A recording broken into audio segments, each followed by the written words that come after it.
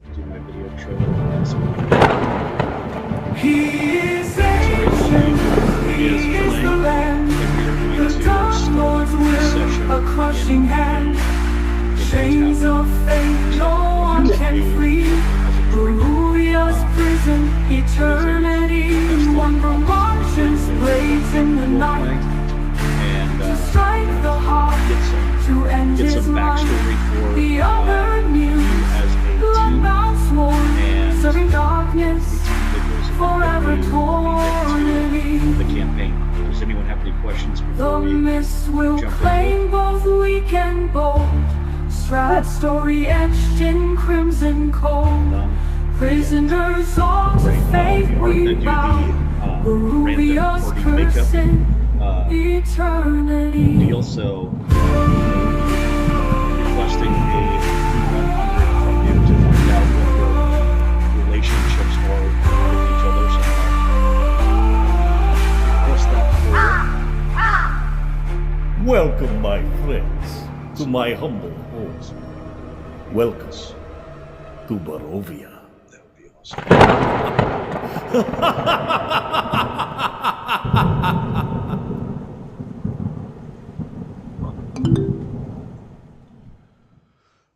All right, welcome to Combat Veterans Games, and we are doing Curse of Strahd, Weal and Woe. We have Team Weal with us tonight. Just requested a D100 roll from them to find out how they know each other.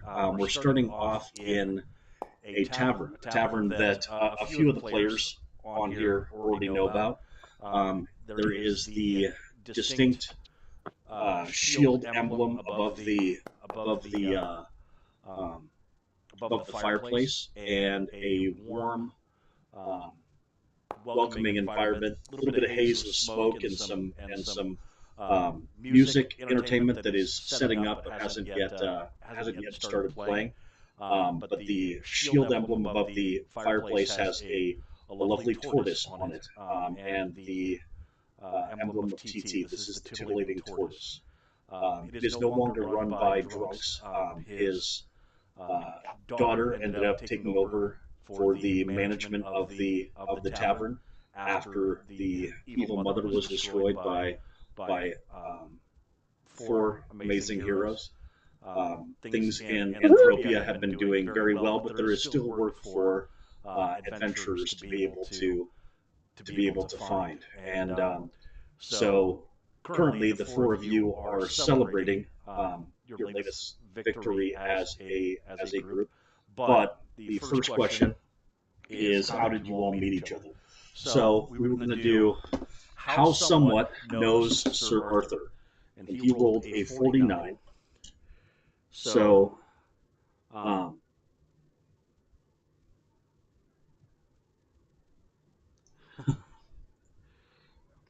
you both worked for the same alchemist. You were assistants to an alchemist, and who always had snacks on hand. All right, not very exciting. How Sir Arthur knows Niev. What was that? A 40 what? No, it's 30. 35. 35. 33. A 33? Oh, Sir 30. Arthur rolled a 35. Sir Arthur rolled a 35. Okay. So you are traveling fans of the same bard, and you are fresh out of narcotics. Dang it. Oh, that's terrible. Yeah, I know. Niev, you know the Great Pinion by you are victims of the same criminal. Oh. Oh, hooray! Which is not that Must be that narcotic seller that's not getting back to you. possibly. And 25 amateur athletes who have Oh, yes. who have a bone deteriorating curse. No. Yes. All right. So what we're going to do is the first adventure that you went on. you were down in a. You were actually at the titillating tavern, and there was a infestation of rats that were down in the cellar. You had all met up with each other. You have some history together, but your first venture into this tavern together, kind of looking for work, and you came up to the bartender, Tatiana, and she's like, and you're like looking for work, and she's like, I got a problem with some rats down in the cellar. I mean, you guys could maybe take a look at that. And what I'm going to have is first, someone, if you could, do a d20 roll. Just a straight d20 roll, so just that /roll d20. And so with it being above a 10, it means that it was successful, but it's not real high. So give me an idea of how this went down, where as you were starting, how did that adventure go down? Your level 1 characters all together, what was your role in going down and destroying these rats? So initially, I felt that there's probably only like 1 or 2. There's not a nest of them, just not very many. Get down there and it's a whole nest, whole bunch of them. So I didn't bring the proper equipment. I only brought a few arrows and maybe a dual short sword, and going, this is gonna be a little bit more difficult than I thought. And Sir Arthur, when you found out that it was a full nest of rats, and it was actually a lot more dangerous than you had initially thought, because you're like, rats, this isn't what I signed up for. I want to destroy evil. How did Sir Arthur feel about that? I mean, he already wasn't excited because it's not the kind of work he typically seeks after. It was just kind of, okay, I'll take what I can get at this time. Then it was like, shit, I'm not mentally prepared for this. What did Sir Arthur have as a background? Hunting and destroying vampires is what he lives for. So you have had a character background. I don't think that Vampire Hunter is. Oh no, is available on that. Yeah, I know I built that. Where do I pull that up on? Oh, What's the high school in Buffy the Vampire Slayer? There is that.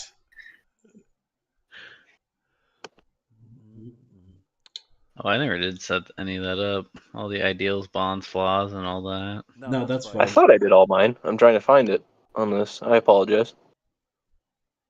But I AI'd the heck out of mine. In your youth, your family was slaughtered by a vampire lord, right? Right. All right. And then, so you started dedicating yourself to becoming somebody that was able to take on vampires. And now there you are taking on some rats. Go ahead and roll a d20. And you can just, I think, click on. Nope, you can't. So just type in /roll space d20.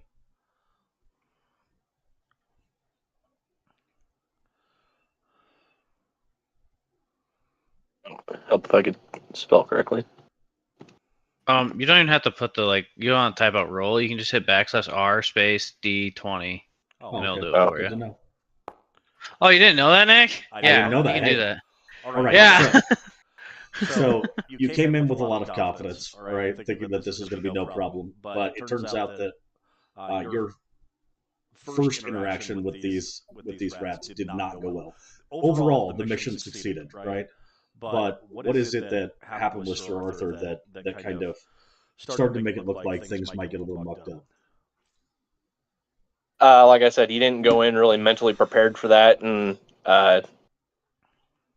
while we were trying to go through slaughtering this nest, there was a nest above his head that he kind of walked into, and had fucking rats fall all over him and start biting him in the neck and shoulders, and not really a good start Right. Nobody wants the paladin to go down in the first encounter that the party ever has together. All right. Even if it's the tutorial And or speaking the of, rehearsal. this is just the tutorial, and it's like he almost died during the tutorial, but he lived. All right, BF. As a druid, how did you feel about this plan to go and eradicate a rat nest down below a tavern? I mean, as a druid, I do sympathize with rats. However, if they are causing problems to the success of the business, then I think that they probably at minimum need to be relocated. And if they're resisting the relocation, then they need to be removed with some sort of force. So I mean, if we tried to move them peacefully first and they didn't really opt for that option, then I'm okay with kind of getting rid of them and letting the business run as is. So, did you have a plan for relocation? I mean, I could try to like convince them to Go ahead and roll your To d20, go. and we'll see if the ideas that you had were well received, or if the plan worked out. Oh, that did not. You need the space there and D in front of the 20. So backslash the R. We're gonna get it one of these times. Nope. Okay. Oh, closer. So without the greater than, just the backslash Oh, R space okay. D20. Okay, I did it. Yep. There we go. Okay. So it did not go well. All right. Now the question is, was it the plan that didn't go well, or was it you trying to help these other three with something that was more your expertise that didn't go well?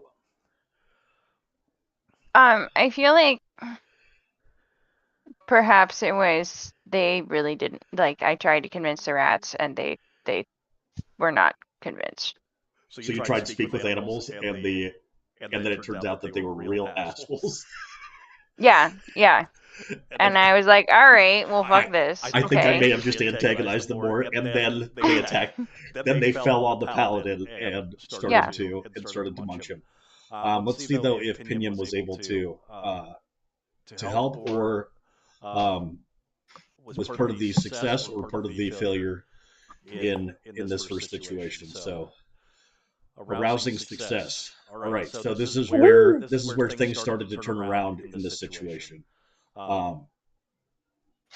What is it that Pinion did in order to help pull success from the jaws of defeat as the paladin was being just deluged in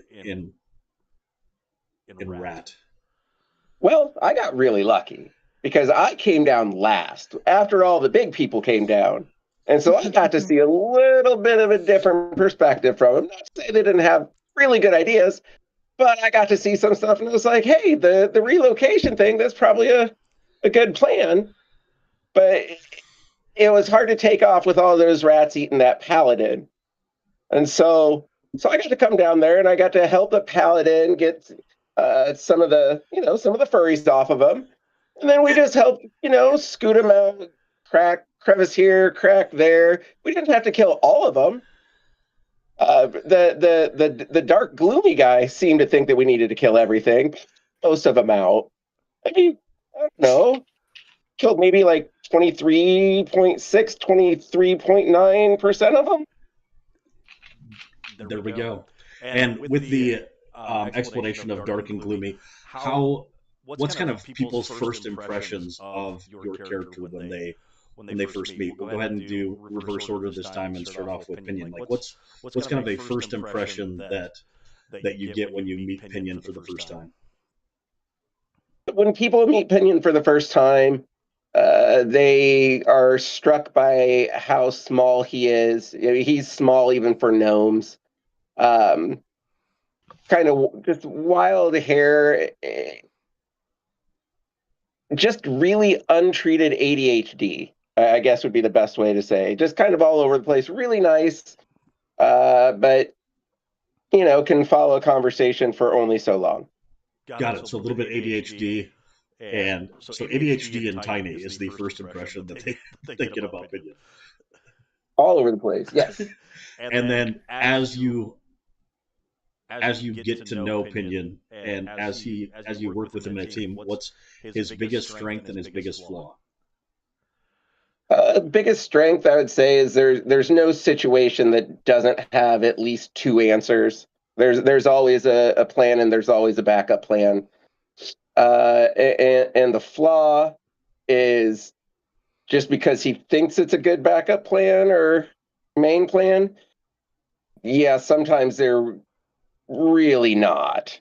So he loves to think, he loves to have options, but sometimes he doesn't make the best decisions. Got it. All right, Miev. First impressions when somebody meets you for the first time. So I feel like the first impression is like, oh wow, like that's a tall half orc. Okay, whatever. And then they kind of do a double take because she's dressed as a druid, which is not really like the route that most half orcs go. So some people are a little just a little confused about why that's her kind of identity of choice. Right. Like was barbarian taken and you drew the short straw? Like, right. No, truly, exactly. are you gonna rage? I was gonna wild shape Mhm. into a bear. Yeah. Yeah, it turns out. Mhm. And then as they get to know what are the strengths and flaws that you bring to a team dynamic. I think for a strength, it's a lot of like she's gonna do anything for her people, like whether it's her enclave, whether it's her friends, like she's here to have their backs. And then which kind of feeds into, I think, part of the flaw too is like she just goes a little overboard and doesn't necessarily know when to stop doing things for her friends. And then also she's a little biased against the local orc population because they essentially left her on the streets when she was a baby and never did anything for her. So she doesn't Right. So really care for them. So she has claimed family, and who she picks as family, she stays by. Yeah, absolutely. Got it. And never leaves anybody behind because she was left behind, kind of thing. Mm-hmm. Trauma bond. Good. All right. And for Sir Arthur, what's first impressions that people get just by the look and how you present yourself? Intimidating, introverted, not really talkative paladin here. If I stick around long enough, that tends to wear off, but typically he doesn't. Kind of more of a lone wolf, doesn't really become part of groups until recently. And why is that? With the death in his past with both his family and the village he lived in where he was trained to be a paladin, both being slaughtered by vampires. So just to play off of that, how has Mia been trying to break through his coldness?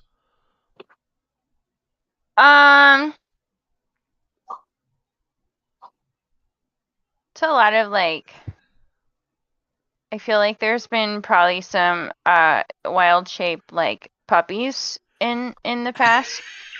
Like just try to gonna warm like him up. sit there and like go fetch him something and bring it back, give him the puppy eyes. Okay. Got it.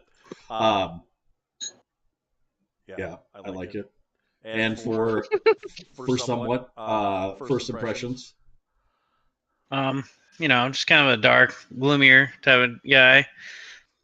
Is a big philosopher, likes to talk about supernatural things, Also loves to talk in his infernal language. Thinks that's a huge flex.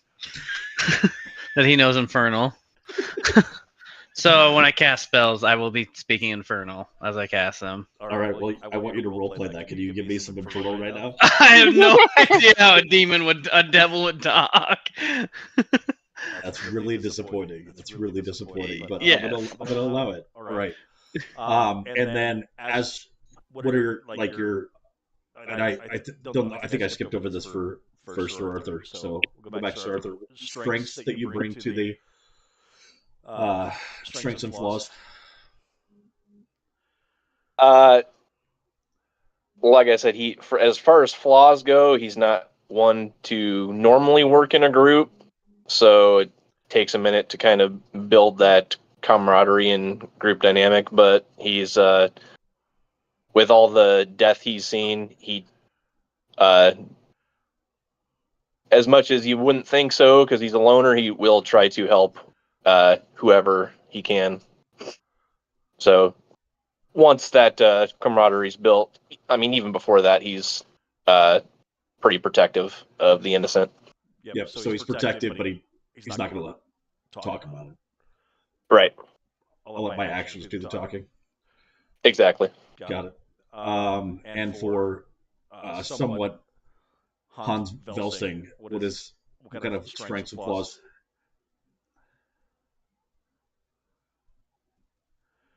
Other than being muted while you're trying to talk, what else is your... Still can't hear you. Nope. Nope. He's the quiet loner type. He doesn't even... Wait, are you still talking to me? Nope. I'm trying to talk to someone, but he's having difficulties with his microphone like you were. He's speaking Infernal. You just can't hear him.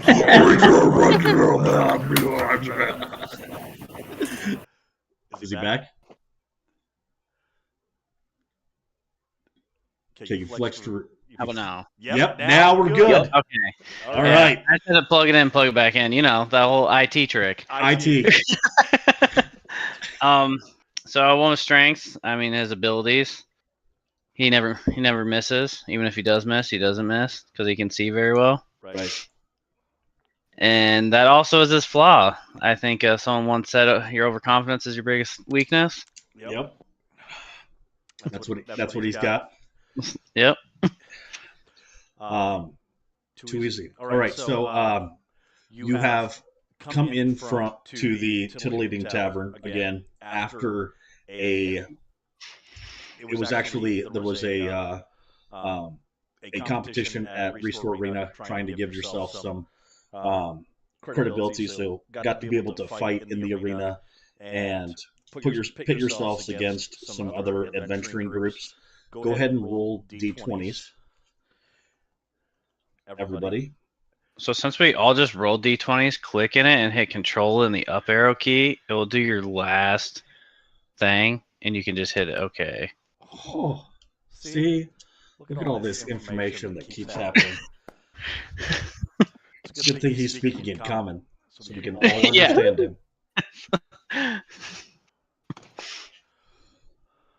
Hey, you told me it was just like roll 20, and that's what I'm going based on. All right, so we got everybody's rolls. All right. Overall, you were able to succeed in the arena, but it had its ups and it had its downs. So it doesn't mean that you particularly had something to do with it. But as we start to roleplay with Tatiana, she's going to ask how things went, and you all can start to chime in about the positives and about the negatives. So she's like, well, if it isn't my favorite adventuring group, my little rat slayers, what can I get you to drink? What's middleman? Pinion? Yes, that's what. Yeah, Pinion. What can I get for you, sir? Well, the ginger ale. The ginger ale, absolutely. And for you, young lady, or young lady, I think. Youngish. Yeah, I mean, Young enough. yeah. Well, what can I get for you? I would like your strongest meat, please. Strongest made for a young lady. Okay. And Mr. Toothy Smile. Mr. I think it's Arthur. Is that right? I will also have your largest flag and mead. Outstanding. And for you, my last time I think you taught me how to say something infernal. What was it? How did I ask for? Is that how you say it? Is that how you say it? That sounds about right. All right, sounds good. What can I get you? I'll just take a water for now. Water it is. All right, so one ginger ale, two meads, and a water. So you guys look like you have been up to some difficult things. What happened? You were over at the Restore Arena? Yes. Well, tell me, spill the tea. I am always interested in stories from adventurers. I, of course, didn't miss. Hit all my shots, like always. I wouldn't think any other way. I mean, obviously, what do you always say? Which I think translates to I never miss. Right. Yeah. And he was pretty good. He was pretty good in there. Was there any difficult puzzles and traps, or was it all just brute force during this arena fight? I mean, the owner does have quite the tism spectrum.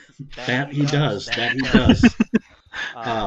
Was it Avalon that was the game master again this year?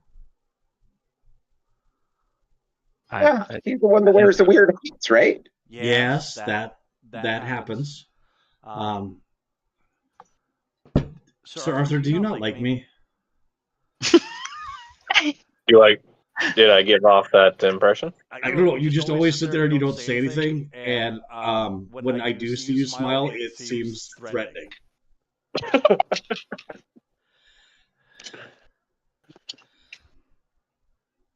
He just gets hungry for the Okay, blood well, of his you're enemies. still quiet. All right, so it's me. Got it. Miev, how do you hang out with these three? Miev is just like downing her mead. She did not have a good fight. That's how you deal with it. That makes sense. I'm going to do a shot with you guys. All right. So she lines up some Dragon Breath shots. And she's like, I've been having a bad night as well. So here's to you, my rat slayers. And holds up it's like Fireball with a shot of Tabasco in it. And that's what the Dragon Breath shot is. Right.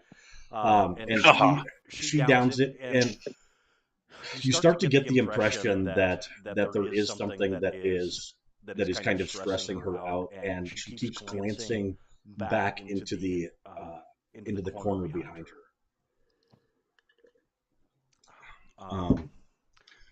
So, how did it go? Did you were you able to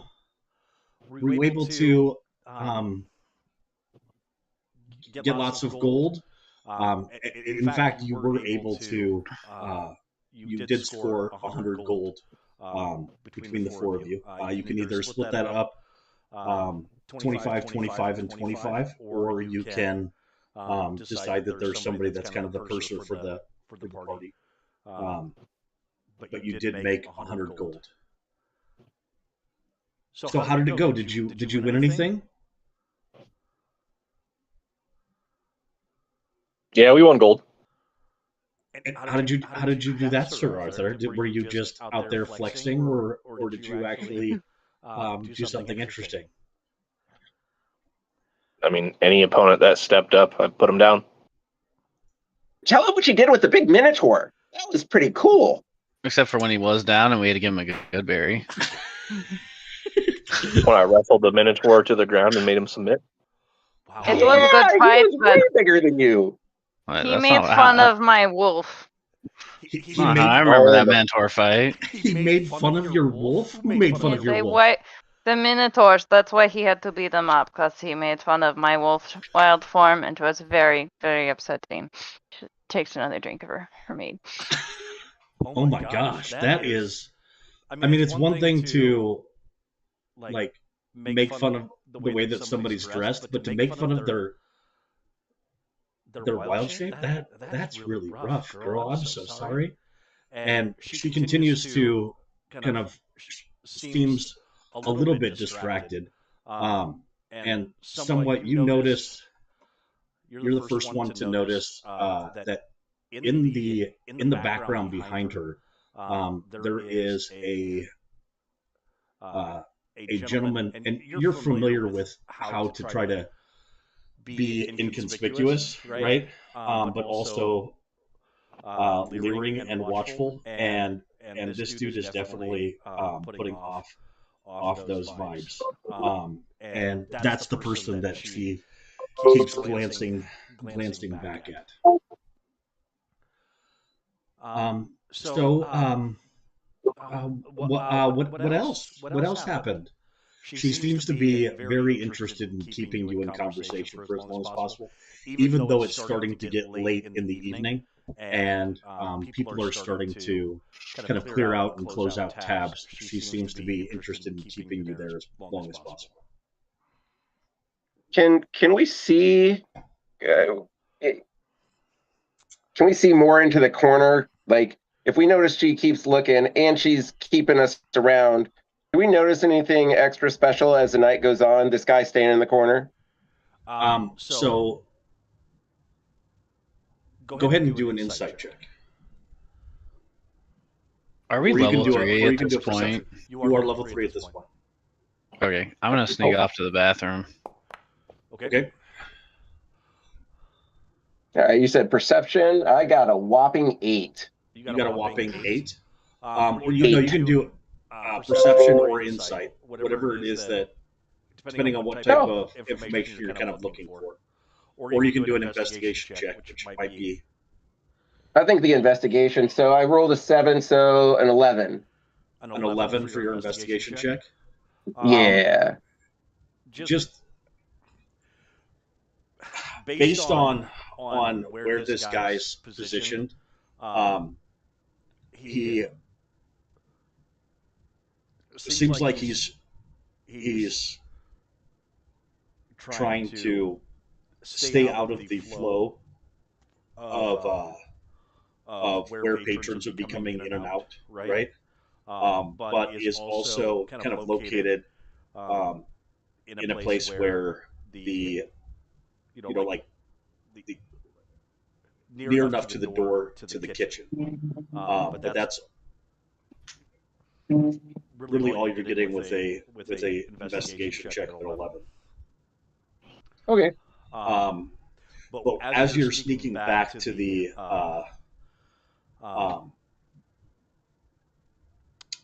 bathroom, somewhat, you get a little bit of a closer look at this individual, and he seems to be an older gentleman, maybe like in his 40s, and even though he's wearing this dark cloak, you can tell that he seems to be kind of a merchant of type, maybe well-to-do, but also likely could handle himself in a fight. Does he have like guards with him? Not that you see right now. But he does seem like the type of asshole that would have guards. Well, that kind of stunts my plan. So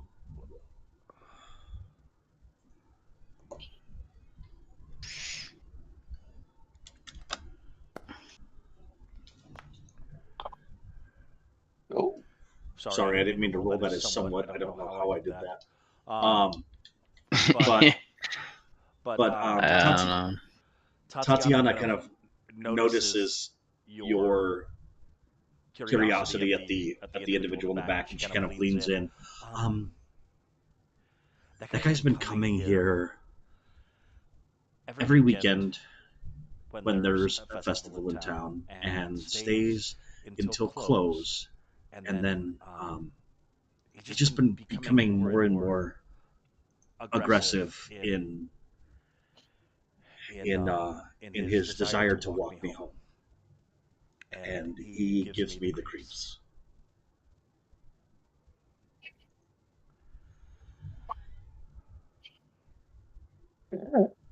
So, but how? What else happened at the arena? Anything good? You four brave adventurers, and she kind of says it loud enough so that she's letting the dark guy in the corner know that her friends are four adventurers that she's hanging out with right now, and not really attending to a lot of the other customers.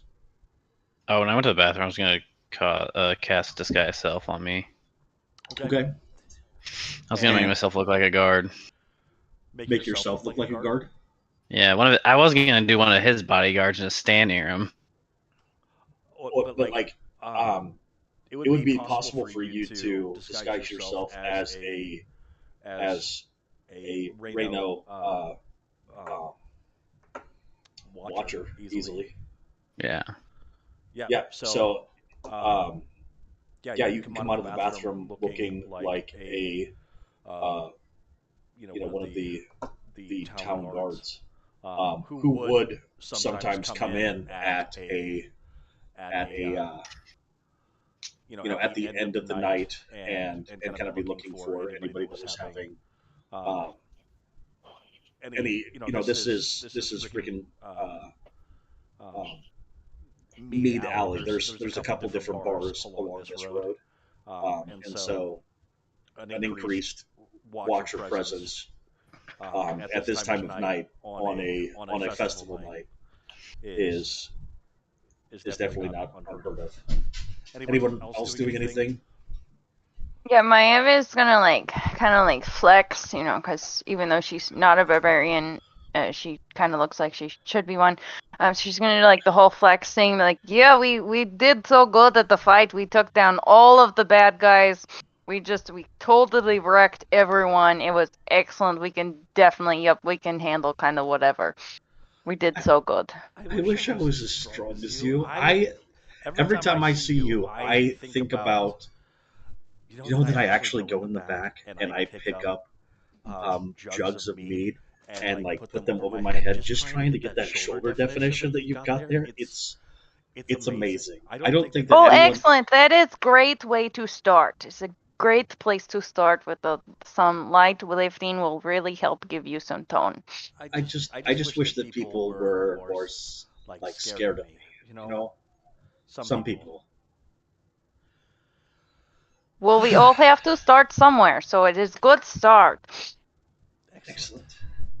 Well, I better start getting cleaned up. Will you guys stay here for a little bit while I get cleaned up? Sure. I'm going to help you clean up. Can I start taking care of some tables with you? Yeah, that would be great. Yeah, that would be really great. I just sit down I'll start at the bar. Just sit down at the end of the bar. Yeah. All right, you guys all watch as someone has been gone in the bathroom for a long time, and now there's a guard sitting at the edge of the bar that is definitely not someone. Unless, is this something that happens often? Do you have a signal that you can give? Oh no. I would prefer no one know. Okay, so you classic lone wolf. No one's going to know. So yeah, it continues where kind of everything is getting cleaned up from the bar as after a few minutes, it looks like you, four, Tatiana, and this dude are about to be the last ones in the tavern. However, as the last group of patrons that are over in the corner, they've had a pretty rousing time. Tatiana's clearing off their empties and telling them to have a great night. They're laughing and joking and as they get up to start leaving, the the individual that was over in the corner gets up and walks out with them as well. Oh my gosh, thank God he left finally. I thank you so much for staying. That guy gives me the creeps, guys. Yeah, I can see why he was kind of just creepy in the corner. I walk out with him. It's like Sir Arthur, but trying to get my number, as opposed to Sir Arthur, who you've never tried to hit on me. But I imagine that's what you would be like if you were trying to hit on somebody, like a little too aggressive and less not shiny. very much polished. And I mean, but He's you're less good. shiny. You're a good-looking guy. Like I would love to have you as a ring on my finger or as somebody on my arm. Your scales are amazing. I think that dragon breath shot is starting to get to me. I'm talking a lot, and I just want to go home. Are you guys staying here, or are you staying somewhere else? You can't afford to stay here right now, but maybe you could if it wasn't filled up. Now that you have your 100 gold, you were staying at a dive in down the road a ways. Are you guys here, or do you have to? Or you have somewhere else to go? Oh, we are not here. We're down the road. Do you want us to walk you home? Oh my God, yes. Would you do that? Absolutely. And Maya's gonna throw an arm around her shoulders. Oh my gosh, that is so nice. Thank you so much. I tell you what. And she runs in the back and grabs out three promotional coasters, and they're actually wooden as opposed to the printed off ones. And on the back side it says free drink, right? And it's so they're free drink coasters. Okay, and she says, we are doing this as a promotional weapon, but I'm sure that Lots wouldn't mind if I gave them to you. And if she does, just come in when she's not here, and I will make sure to hook you guys up with free drinks, because I really appreciate it. And that way, in case you don't come in for a while, and I see, I think I'm gonna remember though. I mean, you got a freaking dragonborn, a half orc, Mr. Mystery over there. Where did he go anyway? And little man, you're so cute. Where did the other guy go? Is he still in the bathroom? He comes and goes. Maybe not. We never know. He's not too far, I'd imagine. Okay. He also likes to hide in shadows sometimes. We just don't question it by this point. Officer, we're closing up now, so we're gonna go ahead and Oh, I followed them out. Oh, you followed the guy out? Yeah. Excellent. Because she was kicking everybody out, so I had to act like a guard going, "Oh, you're closing. Yep. I'll leave and so you when you get outside, what do you do when you're out when you go outside with them? I just observe where they go. I mean, do you stay close to the door, or do you Yeah, I don't. follow? I'm not too far away. Yeah. So Unless there's an alleyway right to the right, and they took off that way, I'd probably look around. But... No, the three patrons that were up in the front corner, they are starting to walk down the road, and they are the best of friends. You don't know if they met that night or if they've been friends for 15 years, but they are supporting each other. It's like a bunch of toddlers trying to help each other walk for the first time. That's how they're moving down. The Dark Man, we'll just call him the Dark Man. He just gives you a nod, and you hear like a "thank you for your service" kind of a comment, and he starts to walk down the road. And because of your dark vision, you notice that he walks kind of down the road and pretends to be very interested. This is maybe just at the limit of your dark vision. Seems to be very interested in the architecture of this area. Seems to be waiting around for anybody else to be leaving, but looking like he nonchalantly wants to do that. You also notice that the evening, because it's a more fall day than usually happens this time of year. There is that shift of the ground still being very warm, and and cool air moving in, creating this dense fog that's coming in from the Warden Sea. And so it's difficult to be able to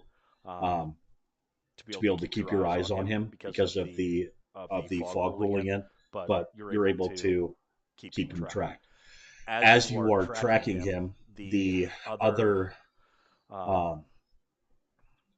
Tatiana and the other three of your arena crew come out the door, and she's like, "Thank you, thank you, thank you. I appreciate it so much. Thank you very much. Oh my gosh, you can't see shit out here. This is bullshit. I go to work and it's early and the sun's just coming up, and I leave and the sun's fucking down. I don't think I've ever seen the sun since I started fucking working here. Do you know what that's like? Shit, I think this dragon breath is really fucking getting to me, guys. Thank you so much for walking me. I appreciate it. I really do." Not a problem. And so as you step out into this fog, it is, like I said, it's thick. Where are you at somewhat as these individuals step out? You're still in kind of your guard persona. Yeah. Oh, I wouldn't venture too far. Just notice that guy just left, and that's all. From the front door. I would just follow behind them as they're walking her. And are you keeping kind of your arm around her, kind of keeping her with you? Yeah, I got my arm around her shoulders, and like she knows I'm sober, but anyone else is watching on the street, just watching me walk like I'm drunk. I'm just kind of like going along with her. Sounds good. Well, she almost forgets, turns around, and starts to lock up the front door, make sure everything's secure. Don't worry about the lanterns. They burn out, and then we restock them, or refill them. In the morning. That's my job in the morning.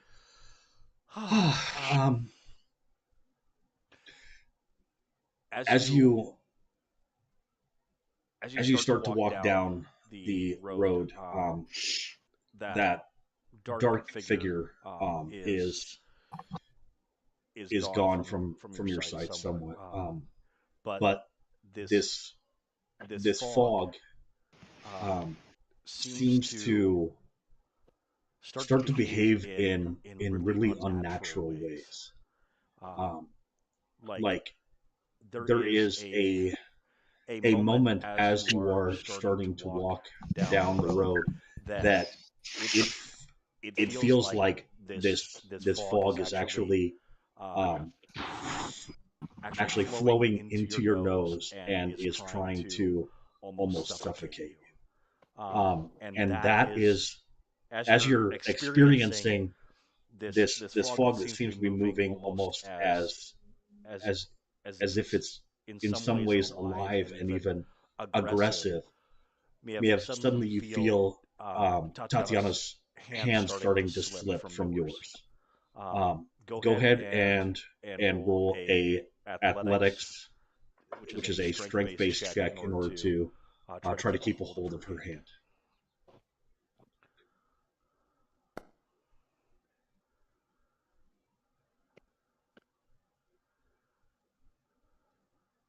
Nick, has an hour passed within me casting this? No, not yet.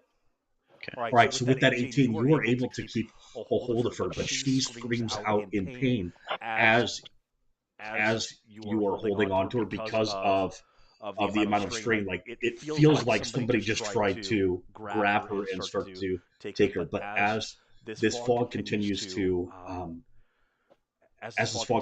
build, the only thing that you can see right now, Miev, is Tatiana's face, and her eyes are wide, and you can see though that she is screaming at the top of her lungs, but you can hear nothing. For the other three of you, you watch as Miev and Tatiana disappear into this fog and into this swirling mist. What do the three of you do? Well, that's odd. I'm going to go in and see where they went. So I'm going to go into the mist. As you go into the mist, you find Miev and kind of run into, I'm guessing, the back of her calves or maybe the back of her knees.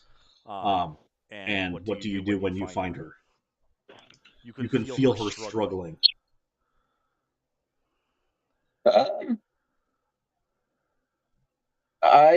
I can, so I'm behind her and I can feel her struggling. Can I tell where she's struggling from? Is it from something above her, in front of her?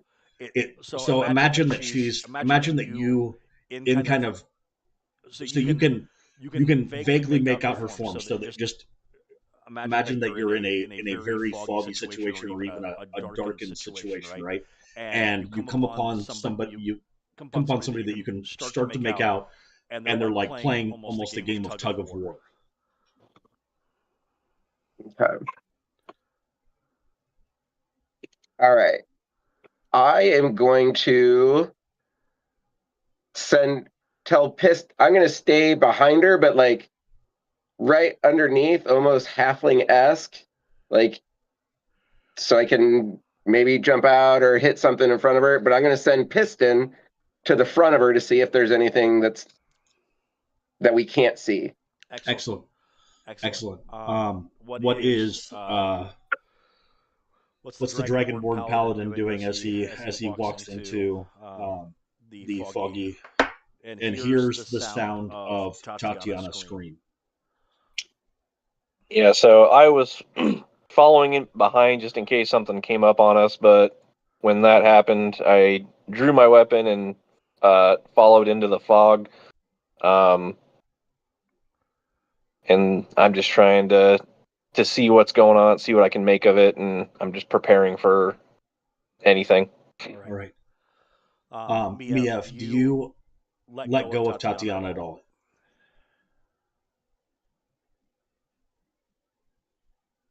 I think I would assume that if something's trying to drag her away, I definitely don't want to let go.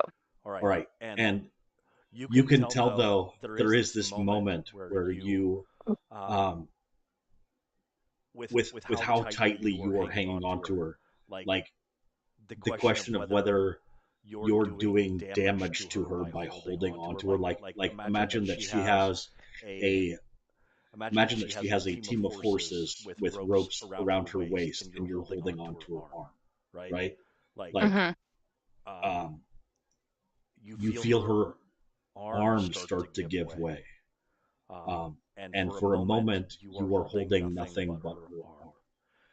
And as you continue to hold her arm in shock and horror, it starts to dissolve into the same mist that is surrounding you. The four of you are standing fairly close together as the mist starts to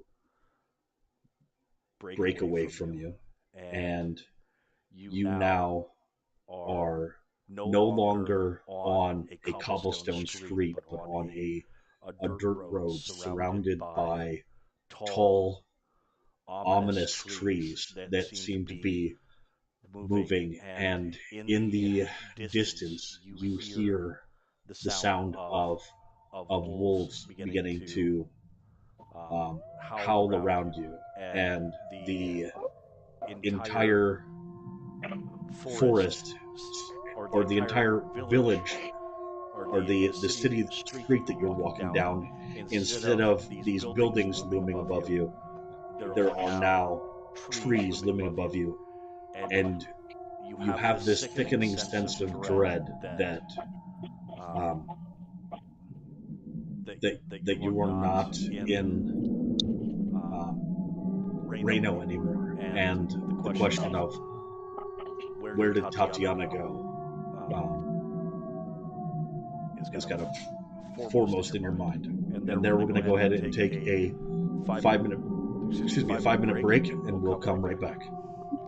Word.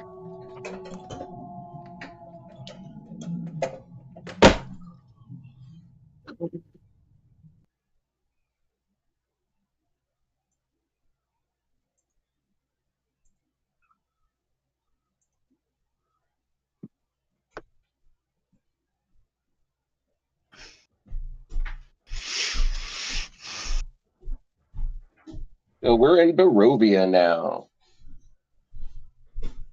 This break is brought to you by Mountain Dew. Right? So I'm wondering, are we in forest? I mean, yeah, it sounds like it. Why do you get it? Do you get like a bonus? I'll just share it in the chat.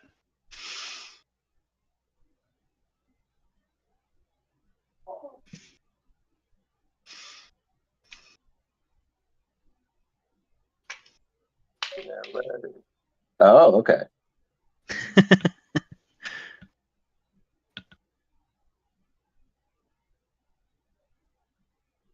Yeah, if I go by myself, I can go stealthy at a normal pace.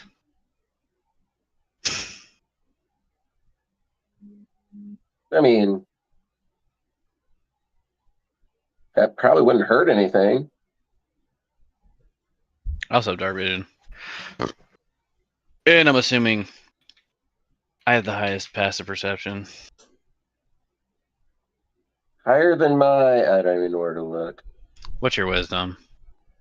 I think, oh, here's my passive. Passive perception is a rock star 11. Oh, so you definitely don't have proficiency in perception. It's 10 Yeah, no, plus it's your fine. perception. Yeah. I'm at 16. Yeah. Hey, I I'm think good they at history. I have history for that. Yeah, I got +6 in history, and everything else is. I mean, intelligence-based stuff is all right, and I can pick pockets, so Nick, that'll are come we in in handy. forest?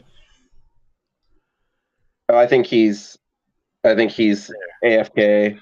No, I can see him. He's here. Oh, there he is.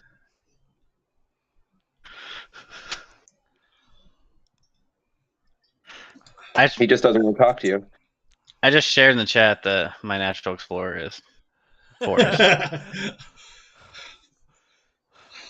I was uncomfortable in those streets anyway. Yeah, I'm like, wait a minute. This looks a lot better. I don't want that stupid urban environment.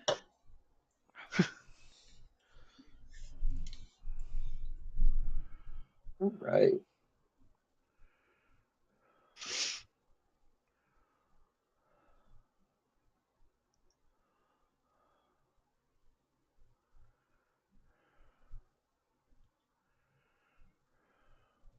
Why does this open so big? All right, with everybody back. So there is that there is the shock of being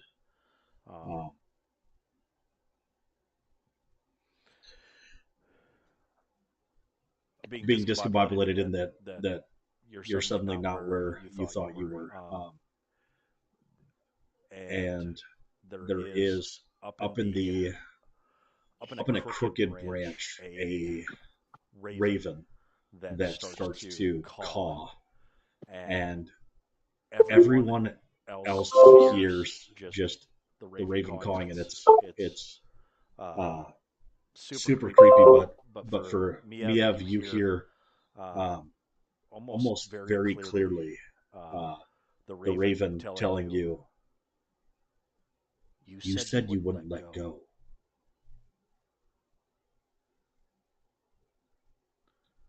I'm gonna look at it and say, I didn't let go. You want me to It's shoot it?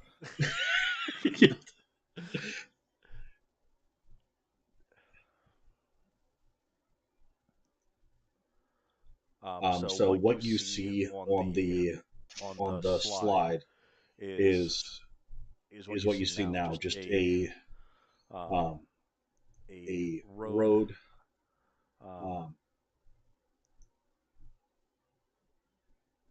going into this forest, um, and behind you is a thicker mist. What does everybody decide to do? What's everybody thinking?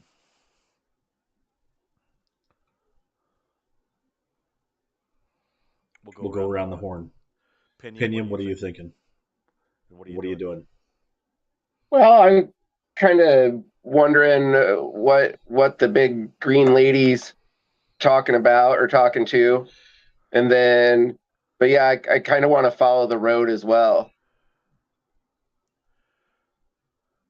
All right, Sir Arthur. So I'm just going to kind of hang back and see if something comes up, and if not, I'm going to suggest that we follow the road. All right. Pinion, or excuse me, Sir Arthur. So I'm assuming that she was calling back at the raven. We didn't understand what she was saying. No, she just said just like she did. I didn't leave. Oh, I didn't okay. let her go. It's like I just turned as like, is the raven talking shit? Essentially. You want me to shoot it? Well, I'm all for all for proceeding. We got to find this woman.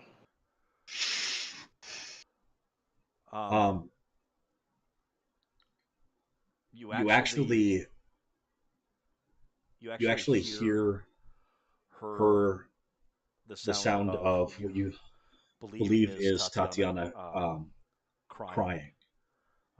It's very, very faint. And I won't have you all roll perception checks, but I would say that being in this strange environment, most of you are are fairly attentive to the situation and kind of listening for anything that would be indications, but you can hear the soft sounds of someone crying in the distance. But more than that, you can hear the sound of these wolves that seem to be on either side of the road. Every once in a while, you actually get a glimpse of the reflective eyes in the mist just off of the roads, and it's kind of one of those things of where if you try to look directly at that spot, it becomes difficult to see, and then you see it out of the corner of your eye, and these wolves are almost just either taunting you or testing you. How do you move down this road? Like, what's your order of march as you're moving down? I'll go in front. Okay. And are you separated from the rest of the group, or are you, or is there somebody like directly behind you? I mean, if the group wants me to, I can go out in front and scout and then kind of report back. Situation. Who ends up being right behind the ranger as he steps forward? I'm putting myself in the back of the group just in case we get surrounded. Okay. No, we're all alert danger if it's forest. Yep. And what is where's Pinion at?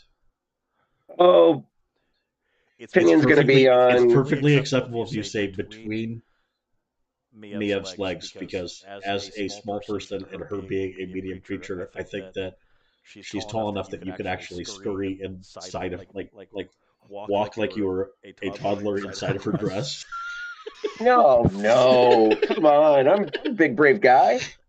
So, yeah, I'm going to jump on top of Piston, and I'm going to ride Piston like a mountain. Miev, are you right or left-handed? Right? Right. Okay, good. I'll be on your left side then. Right. Excellent. Right. As you continue down the road, you can tell that there are ruts in the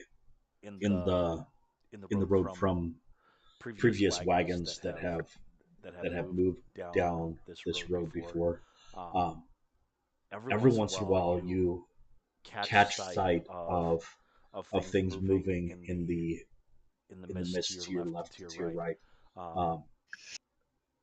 There are moments of silence that are suddenly broken by the abrupt caw of a raven, almost giving that jump scare moment, and then it's difficult not to believe that the ravens aren't kind of laughing about it as they give their caw, and the sound of the wolves continues as you continue to move down through the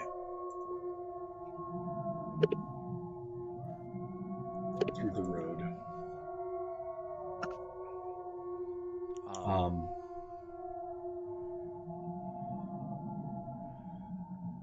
As you continue down, go ahead and do a perception check, somewhat.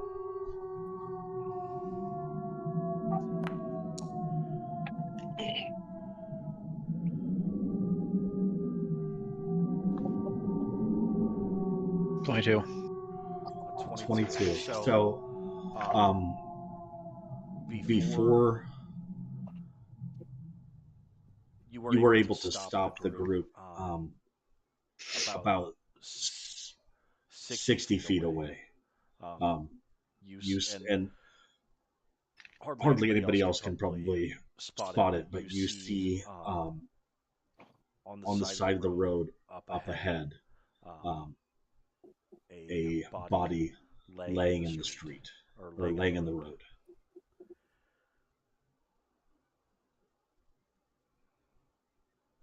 With a 22, you're about 60-40 on whether the individual that's laying up ahead doesn't have any clothes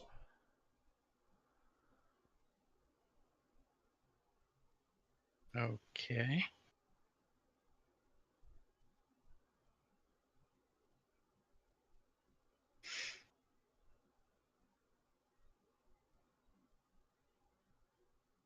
I mean, I can go up and check it out. Do you have everybody stay back, or do you let the group know what you see and then Oh, continue to I'll let the proceed forward? group know that I see a body that looks to be at least incapacitated. I don't know about dead. Right. As you start to move forward, and as it becomes more and more clear, all of you have dark vision, correct? Or am I wrong? I know I do. You do? Yes, I do. Pretty Okay. sure I do. But I didn't know Dragonborn's got it. Jason was the only one I was worried about. That doesn't help us in fog, though, does it? it doesn't help pierce the fog. I'm just wondering if you all are using torchlight or are you just relying on dark vision. There You keep that bright thing away from me. is there isn't much in the way of moonlight. You can tell that there seems to be some moonlight, but it's covered by the cloud cover and the trees. So the ability to see very well is fairly difficult. But as Just you as a are level getting 3, I have it. as you are getting a little bit closer, you can start to identify that this person, this body that's in the road, is most likely dead, or they are they should be because they're missing a leg and what seems to be most of their insides are on the outside.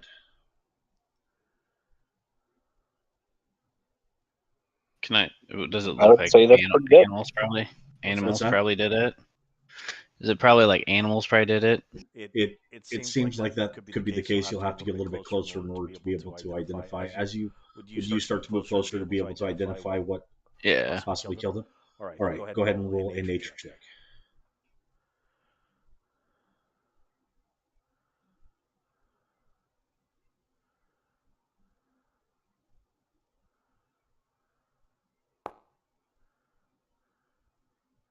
All right, with your 21, it is most definitely wolves that killed this man.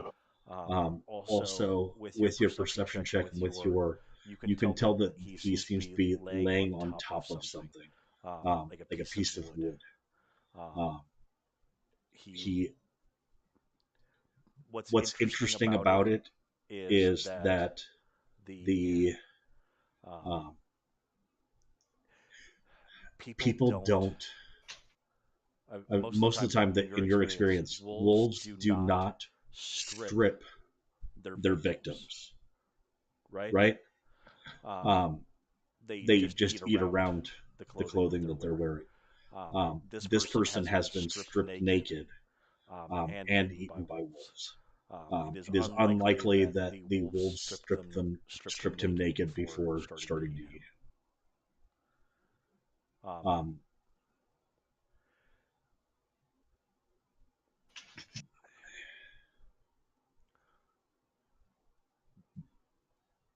The thing that bothers you the most, though, is that as you're kind of clinically looking over this individual, who was the person that was also the alchemist apprentice with you? Sir Arthur. Sir Arthur? Okay. The individual that is dead in front of you is the person that both of you were an assistant to as an alchemist for a time before you started the adventure. If it's not him, it's somebody that looks exactly like him. So that probably takes us back a little bit. Do we still hear all the wolves howling and whatnot? They've gone quiet.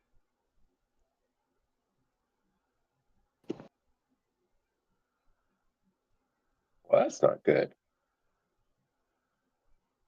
Does me have could she make out anything that the wolves were howling, or Do you have to speak wolf? Yeah, what were they saying? I mean, or just Raven?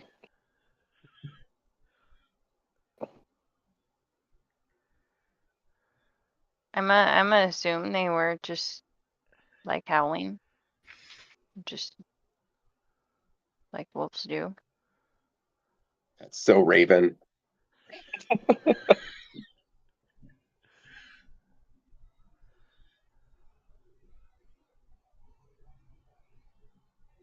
Why did they stop?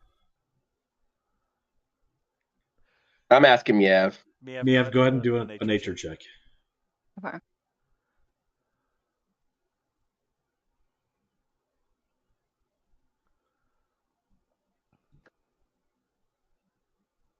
Uh, 8.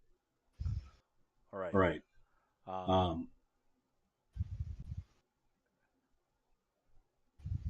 So your best guess in this situation is that you know that wolves usually howl in order to gather, but they don't howl when they're hunting. Excellent.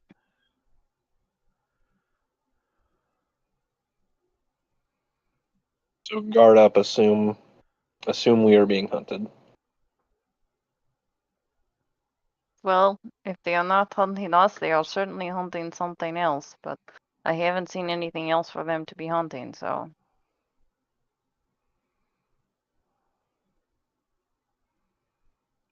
All right. What do you do with the body?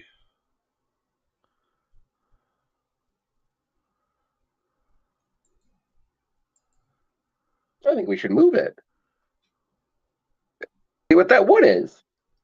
I douse it in grease until pinion to firebolt it. Do you really douse it in grease? Go ahead and expend those. I don't have any grease. Excellent. Dang it! Where's the?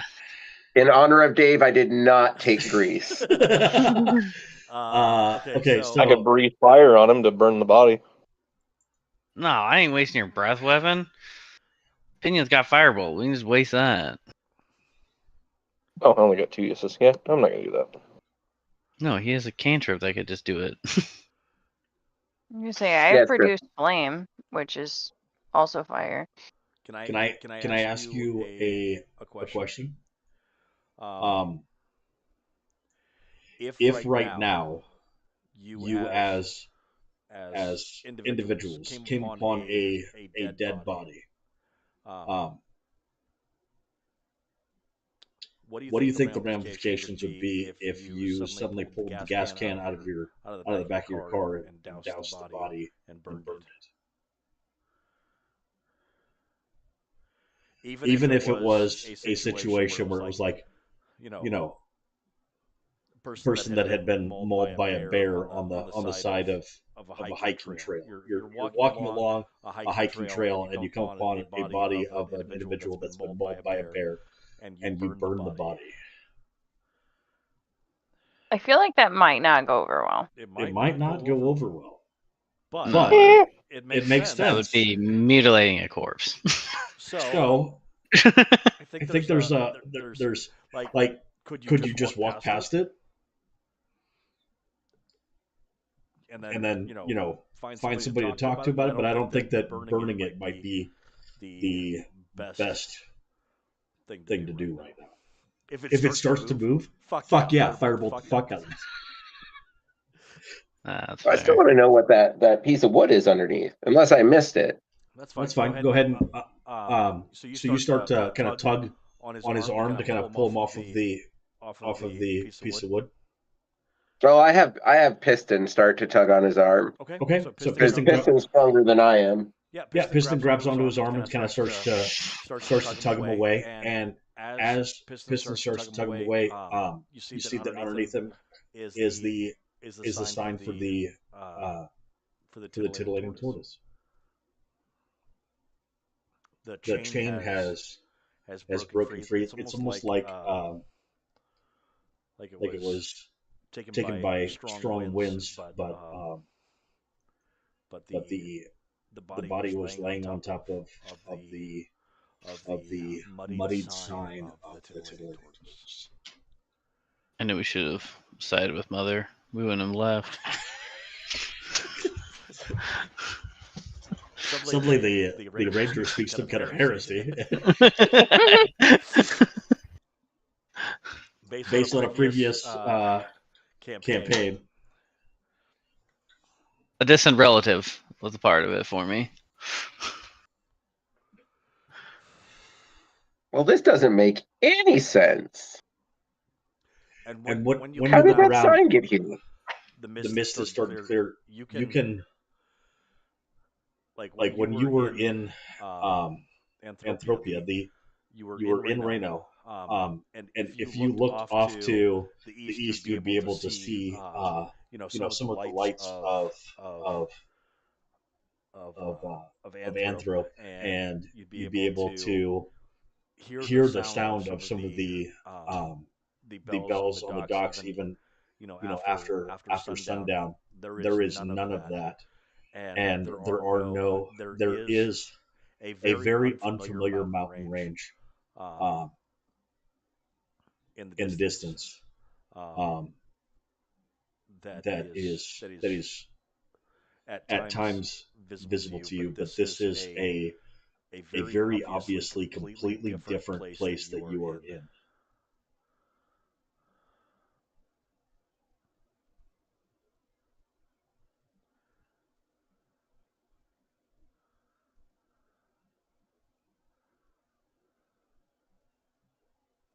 So somehow we got here, and the sign got here, but it got here before us because this gentleman has been dead for at least a little while.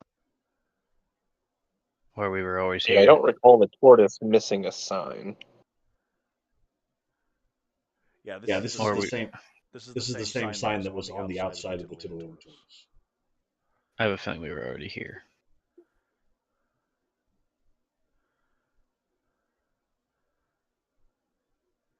I hate to think that they lost their sign. I guess we should pick it up and go return it.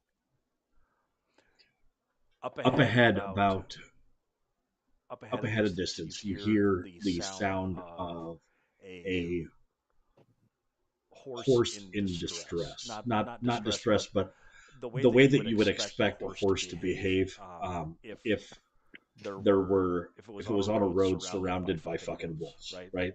Does everybody know the sound that horse makes? Right? You hear that up ahead, out of sight, just beyond the bend road.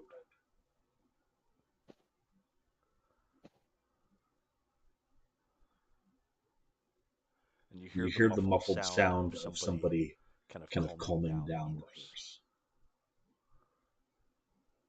Maybe they know where we are. Let's go to them. Maev is ready to fight some wolves.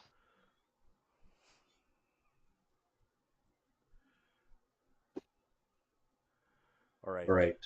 So do you move down the road toward these sounds, or do you stay with the body?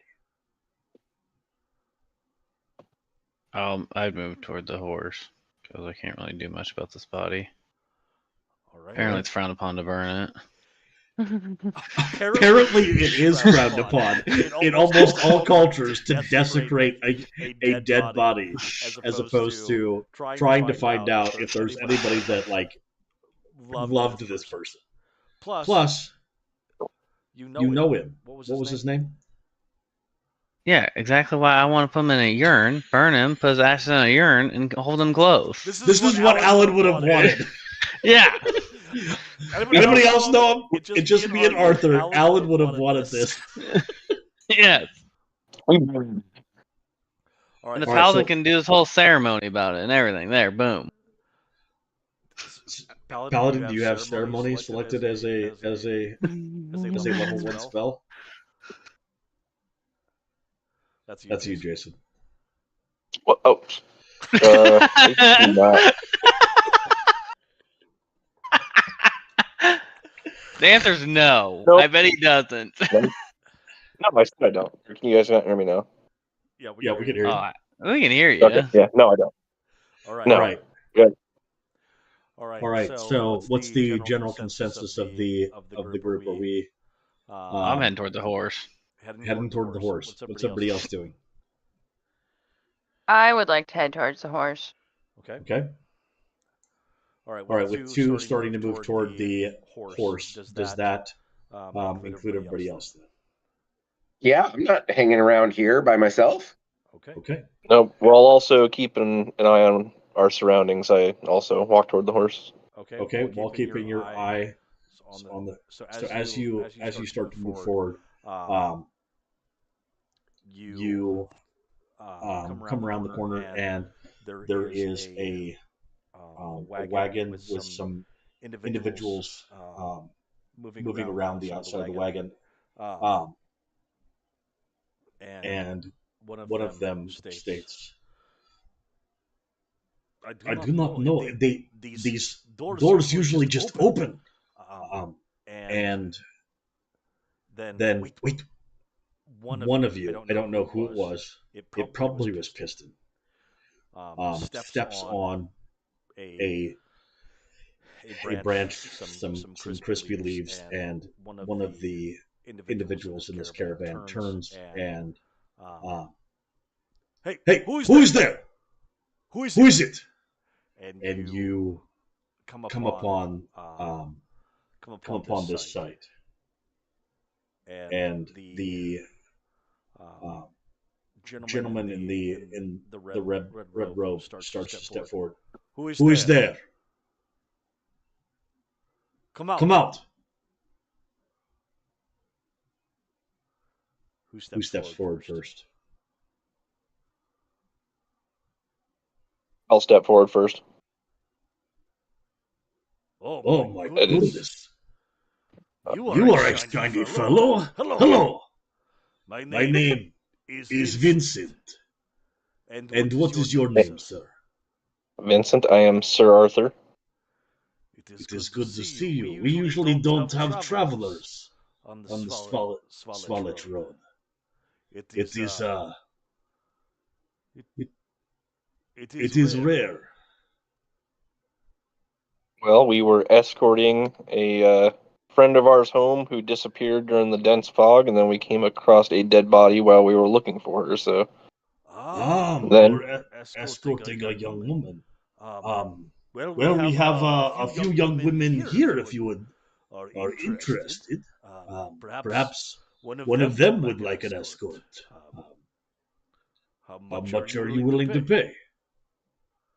this woman was not an escort. I thought you were the escort. Yeah, you understand my confusion. Well, we should probably get on with our business, and you can get on with yours. We are just trying to figure out what the heck is wrong with these doors. And you look beyond the individual and can see that there are large gates that begin to slowly. There is a sudden crack noise as these gates begin to open up. And there are two large statues along either side of the gate, and as they start to open, Vincent starts to gather his caravan, and somebody else up front is like, "Hey, boss, I told you, it's easy. They just open on their own. All right, let's get these carriages moving." And the three carriages that they have begin to get turned around and start to head through these large gates. Do you follow, or do you wait a little while before starting to move in? Before they start rolling out, I ask him if he's seen our friend and give a quick description. Oh, how would you describe this young lady? I mean, I did show you a picture of her, and so you have seen her. How would you describe this?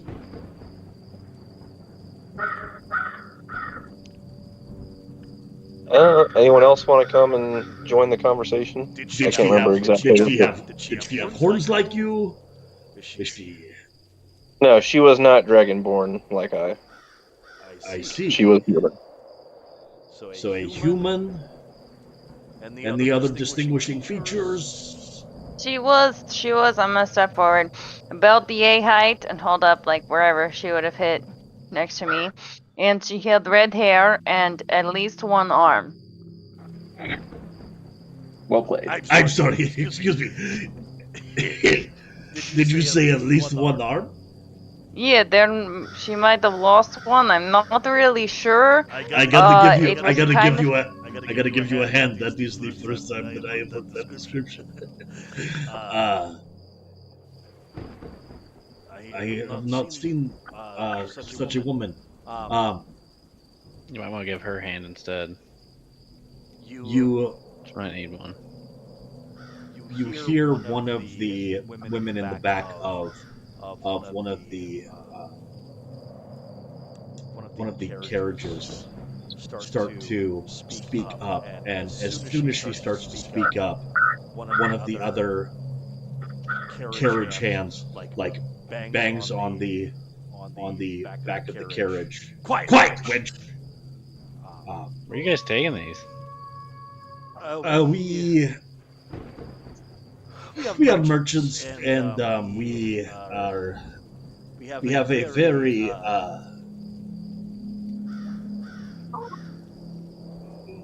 we have an employer with a very particular taste. He would be most interested. He loves redheads, actually. So if you find this woman, let me know, and I would be able to offer you 500 gold for information about where this woman would be. Who's your employer? He is the lord of this land, but is this your first time in Barovia? Possibly.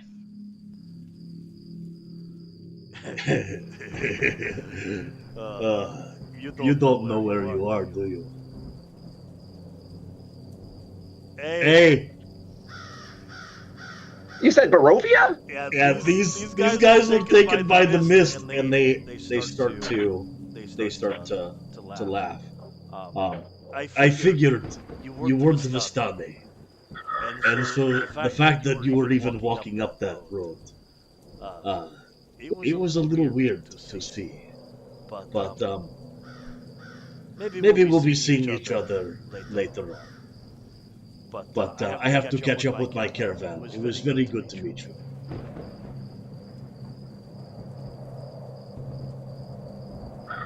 And I don't think we like him. as you continue, Well, if he gets to- aggressive, he won't see me. All he'll see is an arrow. Yeah. I'm not sure I want to see him again. If I do it might be as bear and not as me. That's fair. That's fair. I'll definitely see him. He won't see me.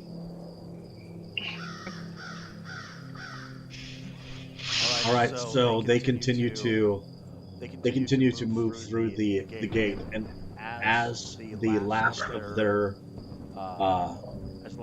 caravans go through, the gates close.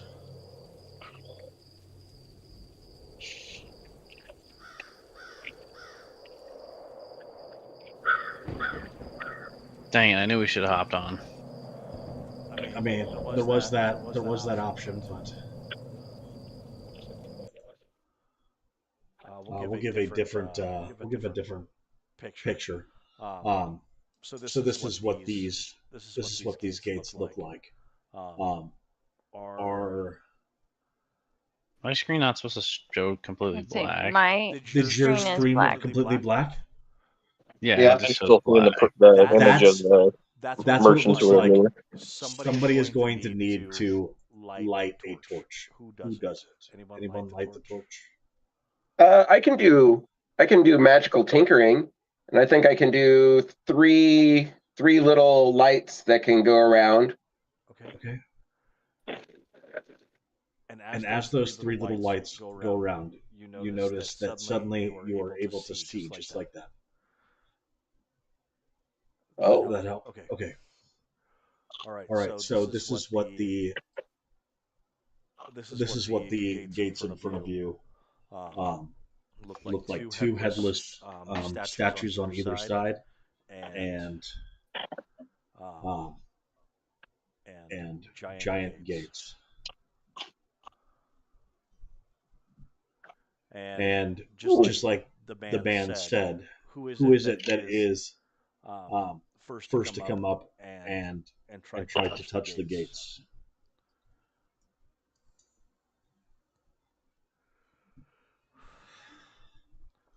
I'll do I'll it. go touch the. Oh, okay. The big guy. The boat. I saw a boat. All right. As you walk up to the gates, and as soon as you touch them, they start to open, and you are able to start to move down through those gates, and again continue to find um, nothing but this wood and this road, and continue to walk down while hearing these wolves on either side of the road calling out to each other. Um, there is the signs of the wagons that have moved down this road with fresh tracks, but since they are traveling with carriages, they are able to move faster than you, and so as their wagons start to disappear from your hearing, you start to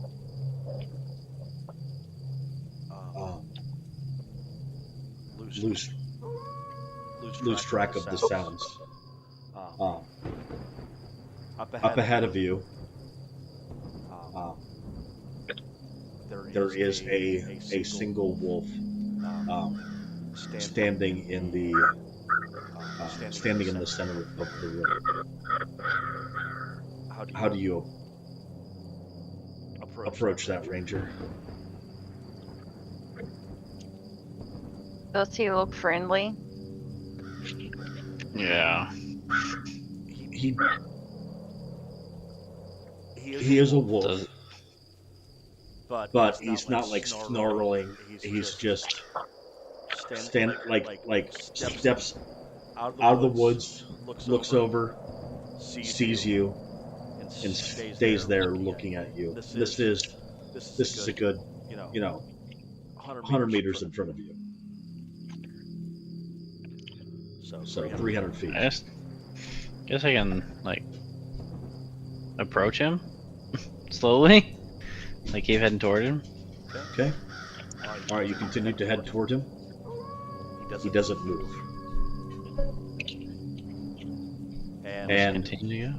once you get to within about 60 feet, he starts to walk in front of you, and continues to kind of guide you down the road.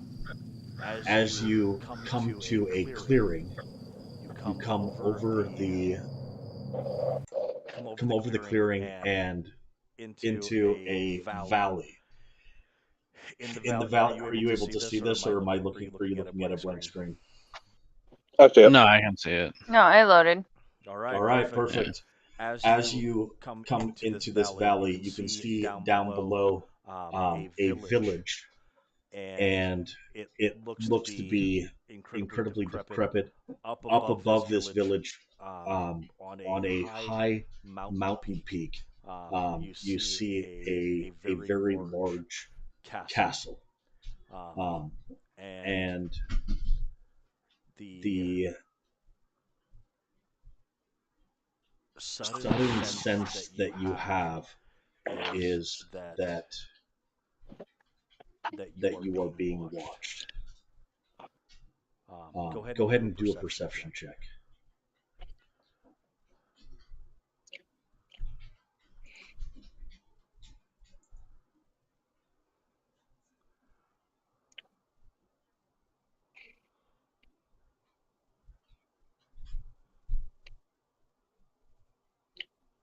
What's the quick command to do that? Oh, you'll have to do it on your sheet. Oh, okay.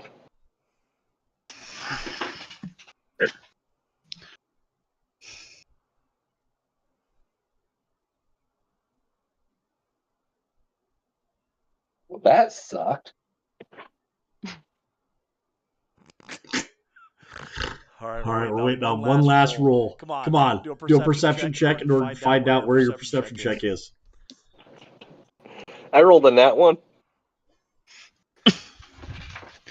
Where? Well, I did it on. I have a D&D Beyond tab up, and I clicked And on you that. just did it, and you got a nat 1? Yep. Excellent. God bless him. What's your bonus to perception? 0. Oh, you could just roll a d20.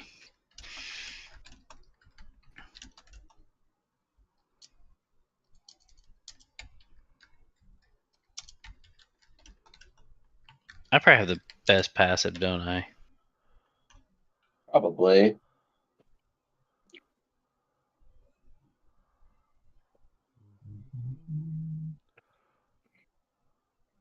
And my passive perception's 10.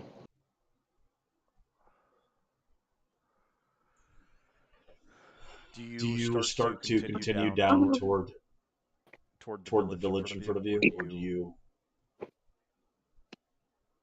Yeah, why not? I mean, you've Gotta figure it out. got nothing Ain't else. nothing else. Yeah. Right? At least you can tell somebody that there was a dead body back there. The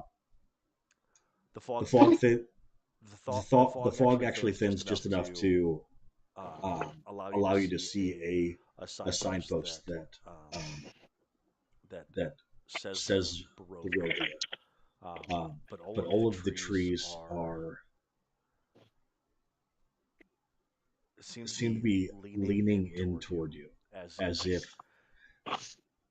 that feeling that you have of being watched is because the trees are listening to every step that you make through the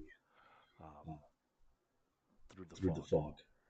That sound that you had heard back before you even went through the gates, the sound of crying, of weeping and wailing, is actually getting stronger and stronger as you continue closer and closer to the village. It's a woman screaming in the night, and the sun is just starting to come up. When you had been, you realize has been about 4 hours since you were having last call at the titillating tavern. The sun is just starting to come up, and there is the sound of a woman screaming in the night, screaming until the early hours of the morning. As you come into this village that is the village of Barovia, and that is where we are going to end tonight's session, and we will continue in the village of Barovia when we meet next Sunday. All right? Works. Sounds good. Sounds good. Sounds good.